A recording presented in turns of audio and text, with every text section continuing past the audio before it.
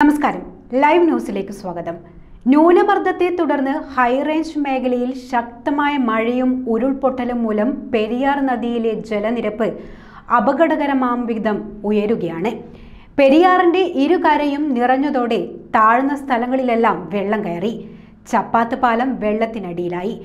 4 മണിക്കൂറിനുള്ളിൽ പെരിയാറിലെ ജലനിരപ്പ് 5 അടിയായി ഉയർന്നിട്ടുണ്ട്. കുട്ടിക്കാനം കട്ടപ്പന മലയോര ഹൈവേയിൽ ഗതാഗതം നിലച്ചു. ചപ്പാത്ത് പാലത്തിൽ 1.5 അടിയോളം വെള്ളമാണ് ഉയർന്നിരിക്കുന്നത്. ഗതാഗതം അപകടകരമാകും നിലയിലാണ് നീങ്ങുന്നത്. അതേസമയം മഴക്കെടുതിയെ നേരിടാൻ കേരളം സജ്ജമെന്നാണ് മുഖ്യമന്ത്രി അറിയിച്ചത്. എല്ലാവരും ജാഗ്രത പാലിക്കണമെന്നും മുഖ്യമന്ത്രി അറിയിച്ചിട്ടുണ്ട്.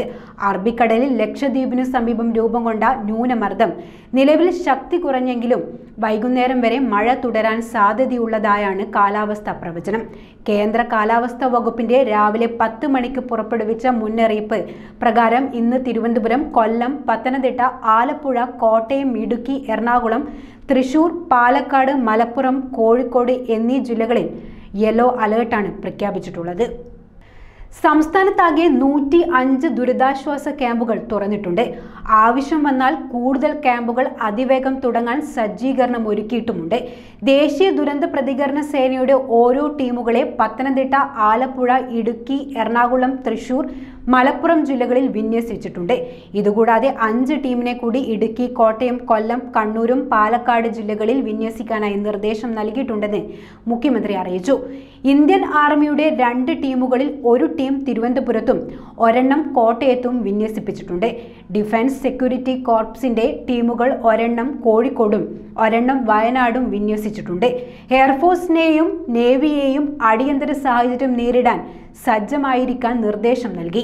സന്നദ്ധ സേനയും സിവിൽ ഡിഫൻസും അടിയന്തര സാഹചര്യങ്ങൾ അഭിമുഖീകരിക്കാൻ സജ്ജമായിട്ടുണ്ട്.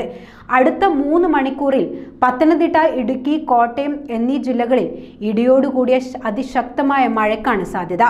60 കിലോമീറ്റർ വരെ വേഗതയിൽ വീശിയടിച്ചേക്കാവുന്ന കാറ്റുമുണ്ടായേക്കുമെന്നാണ് വിവരം.